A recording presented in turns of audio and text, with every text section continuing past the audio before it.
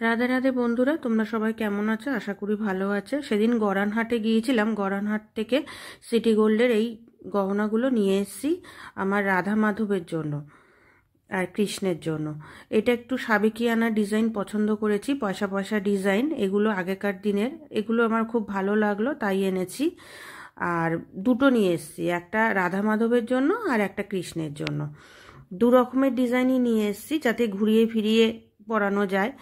আর এগুলো খুব পুরনো আমলের ডিজাইন, আর আমার এক দেখাতেই খুব পছন্দ হয়ে গেল তাই এনেছি।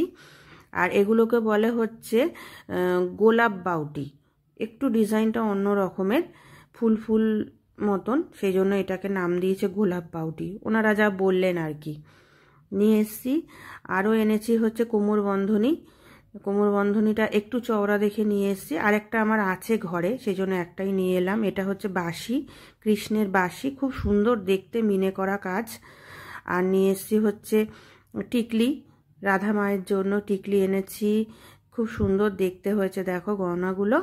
আর নূপুর, এটা নূপুর হিসাবেও পরানো যাবে, আবার গলার চিক হিসাবে ব্যবহার করা যাবে। এটা হচ্ছে টায়রা, মনে হচ্ছে একটু বড় হয়ে গেছে ওটা। আর ঝুমকো কানের নিয়ে এসেছি।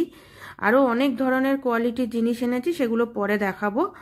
আর এই মুকুটটা এনেছি, এটা হচ্ছে কৃষ্ণের জন্য, একটু অন্যরকম ডিজাইন, সবই বললাম। আর এই মুকুটটা হচ্ছে রাধা মায়ের জন্য। গরান হাট থেকেই সব নিয়ে এসেছি এগুলো।